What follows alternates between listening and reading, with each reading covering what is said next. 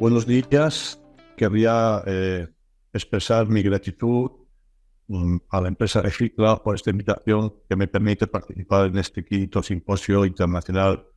del reciclaje. Vale, sin más preámbulos, paso a exponer mi ponencia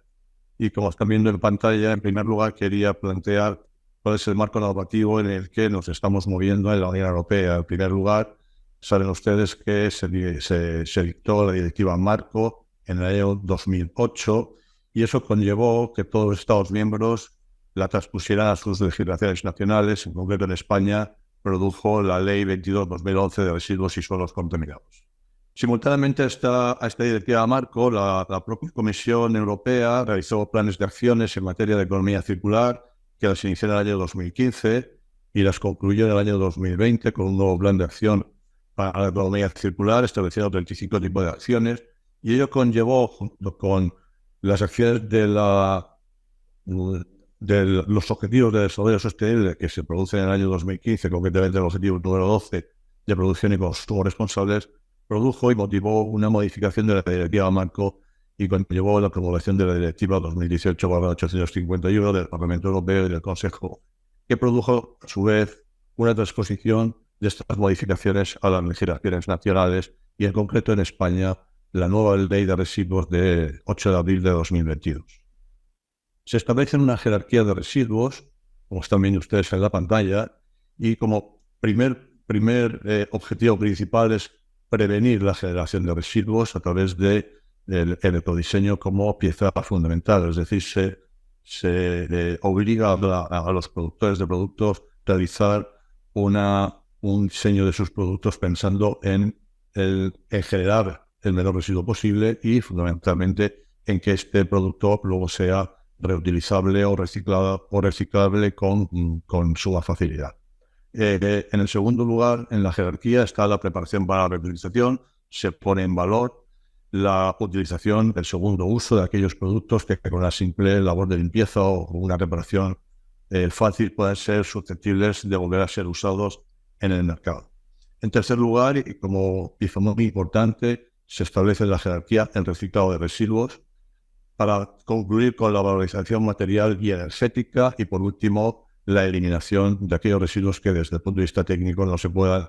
realizar un reciclado, una preparación por recuperación o no sean susceptibles de esa valorización material y energética. Hay que decir que respecto a la valorización energética, el legislador europeo entiende que debe ser progresivamente menor y acentúa e impulsa la valorización material como una manera de obtener nuevos productos y nuevas tecnologías para la aplicación de estos productos en la cadena de producción. Fíjense que los objetivos de la Unión Europea para el 2025 y 2030 respecto del reciclado es, el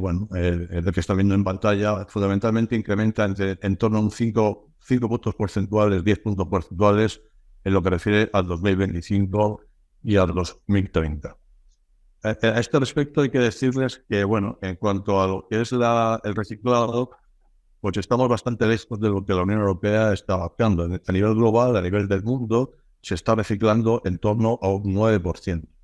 La media de reciclado en Europa está en torno a un 45% de ese 50% más o menos de media que establece la Unión Europea. España, concretamente, actualmente está en unos umbrales del 35% de reciclado, por lo tanto queda bastante lejos de lo que la Unión Europea está marcando. Y en comparativa con los países, concretamente con Perú, pues des en cuenta que actualmente, y con cifras del Ministerio del Ambiente de Perú, datos de 2018, el volumen de reciclado está en torno al 1,9, 2,1% de reciclado, siguiendo que el propio Ministerio reconoce que se podría alcanzar fácilmente un 75% de reciclado de productos con políticas y con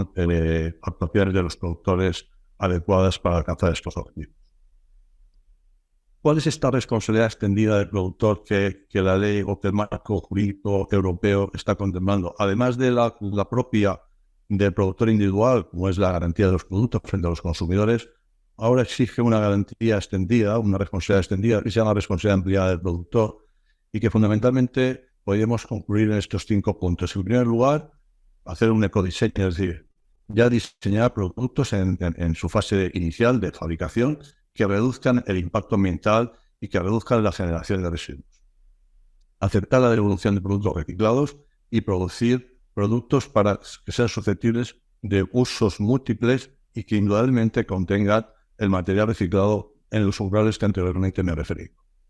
Se acentúa también la preparación para la utilización, lo que decíamos antes, la posibilidad del segundo uso de los materiales, y se habla de la ecomodulación, esto es decir, producir los productos, fabricar los productos pensando en su durabilidad, en la capacidad de reutilización, en la posibilidad de ser reparados y, por supueto, en la posibilidad de ser reciclados, y que estos productos además estén fabricados desde el inicio conteniendo el material reciclado en hitos y porcentajes en los que hemos hecho mención actualmente. Y matizando que además el legislador europeo entiende que estos porcentajes tienen que ir creciendo año a año hasta alcanzar un reciclado prácticamente total de los flujos de residuos de cada producto. En cuarto lugar, y es muy importante este punto, es que impone a los productores del producto la responsabilización de organizar y financiar, solamente financiar mediante contratos de adhesión, la gestión de los residuos. Por primera vez se imputa a los productores de los productos la obligación de gestionar el producto cuando devenga en residuo, de gestionar su financiación y de garantizar una correcta gestión del residuo en todas sus fases, tanto desde la recogida hasta su valorización final. Y por último, como hemos dicho anteriormente, utilizar materiales procedentes de residuos en la fabricación de productos. El legislador impone esta responsabilidad ampliada del productor, en Hispanoamérica se llama responsabilidad extendida, y lo dice que se haga a través de la constitución de correspondientes sistemas de responsabilidad ampliada. Los sistemas de responsabilidad ampliada están gestionados normalmente por empresas sin ánimo de lucro, pueden revestir cualquier forma jurídica, desde una sociedad limitada hasta las asociaciones, y esta responsabilidad puede ser de forma individual o de forma colectiva. Es verdad que la responsabilidad ampliada del productor o sistemas individuales prácticamente no existen, y lo que sí que existen son sistemas colectivos en donde productos o productores de un determinado producto se unen y gestionan y organizan la gestión de la recogida y valorización del producto cuando se convierte en residuo. De esa manera se cumplen mejor las normas y se alcanza una mayor optimización de los recursos en cuanto a la generación de residuos y en cuanto a la prevención de residuos, y fundamentalmente en cuanto a los costes de la gestión de los residuos. Los sistemas colectivos son una herramienta eficaz del cumplimiento de la responsabilidad del productor, porque a través de ellos todos los productores adheridos dan cumplimiento a la normativa, impone la obligación a todos los productores de un determinado producto en cuestión, bajo el lema de quien contamina paga. Son los que colocan en el mercado los que tienen la responsabilidad de que ese producto, una vez que se convierte en residuo, sea retirado y tratado correctamente. Permite a las administraciones públicas efectuar un mejor control de la gestión y la trazabilidad en toda la gestión del residuo de ese determinado producto. Permite también un control financiero y facilita el flujo de información a administraciones, productores y consumidores. En definitiva, lo que trata también es de ordenar la contratación de las empresas que intervienen, los agentes económicos que intervienen en la valorización de ese producto cuando se convierte en residuo. 6 principios fundamentales que rigen los sistemas colectivos de responsabilidad del productor o responsabilidad extendida. En primer lugar, el de la información. Información respecto a las administraciones públicas, información respecto a los consumidores, información respecto a los productores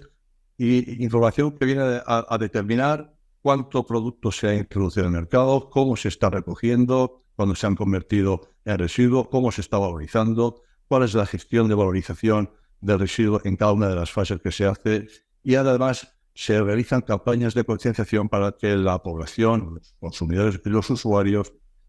participen de esa gestión de residuos y fundamentalmente de la clasificación de los mismos. El segundo de los puntos es importantísimo, que es establecer una igualdad de trato entre productores, y por lo tanto la ley no permite distinguir entre mayor o menor productor. Exige además que estos productores realicen una contribución financiera que garantice exacta y exclusivamente el coste de los gastos de gestión. Hemos dicho antes que las entidades jurídicas que gestionan los sistemas ampliados no tienen ánimo de lucro y, por lo tanto, lo que el legislador permite y quiere es que la contribución financiera que se realice para realizar esos costes de gestión sean exactamente iguales, efectivamente, a esos costes de gestión. En cuarto lugar, el legislador fija medidas de autocontrol en dos direcciones. En primer lugar, un autocontrol dirigido al control financiero de los costes que se han de cubrir y, por tanto, de los importes que se han de repercutir para financiar el coste de gestión. Y, en segundo lugar, respecto de la calidad de la información que ha de vertirse las administraciones públicas respecto de la trazabilidad de toda la gestión del residuo de un producto en concreto. Se fija también el procedimiento de selección de gestores. Tengas en cuenta que los sistemas ampliados de responsabilidad del productor, los sistemas colectivos, van a contratar gestores que desarrollen en cada una de las fases las diferentes intervenciones en la gestión del residuo, y por lo tanto hay que fijar procedimientos de elección de gestores regidos por los principios de oportunidad, de publicidad, para que ningún gestor pueda sentirse discriminado a la hora de poder contratar con un sistema colectivo. Y por último, y muy importante, la confidencialidad, teniendo en cuenta que estos sistemas, como están regidos por sociedades sin ánimo de lucro, van a obtener una información importantísima respecto de los productores de un determinado flujo de residuos. Por lo tanto, la confidencialidad tiene que ser primordial a la hora de desarrollar todo lo que es la trazabilidad y gestión de un residuo. Y apunto 3 puntos para si es menester y si se considera poder debatir. Son riesgos que entiendo que pueden acarrear este tipo de sistemas colectivos, y uno de ellos es, pues, ¿qué va a pasar con aquellos gestores que estén excluidos de la contratación por los sistemas colectivos? Es decir, si un sistema colectivo de un determinado producto elige unos determinados gestores, ¿qué pasará con los otros gestores que no van a acudir a esa contratación? ¿Cuál va a ser su futuro empresarial y económico? En segundo lugar, en cierto modo, se va a generar un monopolio de la gestión de determinados flujos de residuos, puesto que los sistemas colectivos van a determinar quién va a gestionar, con qué coste se va a gestionar y, además, cuánta inversión o cuánta financiación en los costes de gestión se van a tener que emplear. Por lo tanto, el sistema o la entidad jurídica que gestiona este sistema va a generar una especie de monopolio de la gestión de determinados flujos de residuos. Y por último, pues el control de las futuras materias primas, entendiendo que la basura en general, en términos generales, se va a convertir en las futuras materias primas. Por lo tanto, quien controle la gestión de los residuos será quien controle la comercialización, introducción y venta de las materias primas obtenidas a través de los procesos de gestión de esos residuos con las nuevas tecnologías que se están aplicando actualmente. Dejo estos 3 temas como temas para un posterior debate, si así se considera, y bueno, creo que son 3 temas que están también en la mente del legislador como temas preocupantes para evitar que esto suceda. Y sin nada más que añadir, dar las gracias y de nuevo el agradecimiento a Recicla por la invitación y la oportunidad que me ofrece de poder participar en este 5º Simposio Internacional de Reciclaje. Muchas gracias. Agradecemos la presentación de Antonio González y a continuación pasaremos a leer las preguntas del público. Tenemos 2 preguntas para Antonio y la primera pregunta es: ¿cuál ha sido la experiencia en cuanto al establecimiento de metas para promover la colaboración entre todos los actores que participan en la responsabilidad extendida del productor? Gracias, Milagro. Bueno, en respuesta a la pregunta que me formulas, decirte que es fundamental que los productores de un determinado producto se alineen en torno a un sistema colectivo para dar cumplimiento a su responsabilidad ampliada. Y en principio la experiencia que tenemos en España y en Europa es bastante positiva en torno a la preservación del medio ambiente y en torno a obtener unos materiales derivados de la investigación, fundamentalmente nuevas tecnologías que permiten un reciclado del residuo y una obtención de nuevos materiales para implementar en la cadena de producción. Yo creo que los productores están concienciados de que efectivamente esto debe ser así. Lo que ocurre en algunos casos es que es indudable la intervención, la necesidad de la intervención de las administraciones públicas para que desarrollen normas jurídicas que obliguen de alguna manera a un sector en concreto para que los productores se impliquen de forma positiva en esta labor. Y para ello es indudable que sin una norma no se pueden alcanzar hitos importantes de colaboración y además podríamos incluso estar en escenarios de competencia desleal de aquellos productores sensibles con el medio ambiente que invierten y desarrollan inversiones encaminadas a este reciclaje o a esta valorización del residuo para de nuevo ponerlos en valor en la cadena de producción. Gracias por tu respuesta, Antonio. Tenemos una última pregunta y es, ¿cuáles fueron los desafíos iniciales afrontados por los sistemas tanto colectivos como individuales en España? Como dije en mi presentación, sistemas individuales en España no existe ninguno constituido. Los sistemas que se han constituido en España para dar cumplimiento a la responsabilidad ampliada del productor, responsabilidad extendida como le llaman ustedes, se han constituido en torno a la agrupación de distintos productores que inicialmente han constituido el sistema y luego los distintos otros productores se han ido adhesionando o adhiriendo a ese sistema entre los correspondientes contratos de adhesión. El principal problema que hemos tenido al principio es que evidentemente partíamos de un ecosistema económico poco ordenado en donde el residuo venía siendo gestionado pues, por distintos agentes económicos sin orden ni concierto y algunos de ellos incluso pues, operando de forma alegal o ilegal en el marco de la economía, ¿no? Ha sido importante establecer registros de productores donde los productores se les asigna un número concreto para poder operar en el mercado y este registro de productores el productor en cuestión solamente obtiene este número de registro y que le posibilita operar en el mercado si está adherido o acredita estar adherido a un sistema colectivo que garantice el cumplimiento de sus obligaciones como productor. Es verdad que hemos tenido al principio muchísimos problemas en algunos flujos de residuos donde nos ha obligado incluso a hacer intervenciones con las fuerzas de seguridad, la policía, en fin, las administraciones públicas para detectar operadores que estaban realizando acciones de recogida o acciones de venta de residuos en el mercado de forma alegal o ilegal y al margen totalmente de lo que eran los sistemas colectivos de responsabilidad ampliada del productor. A fecha de hoy, os tengo que decir, por la experiencia en España, que hemos alcanzado un porcentaje bastante decente de ordenar todos los flujos de residuos. Quedan aún flujos por ordenar. Aquí en España, al margen de la ley, cada flujo de residuo viene regulado por una norma específica, un Real Decreto, que es el que determina cuáles son las obligaciones de cada productor de un determinado flujo de residuo y a medida que se van promulgando estos Reales Decretos se va ordenando la gestión de este flujo de residuo. Pero en fin,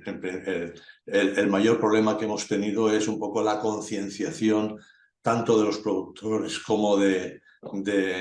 la población en sí, ¿no?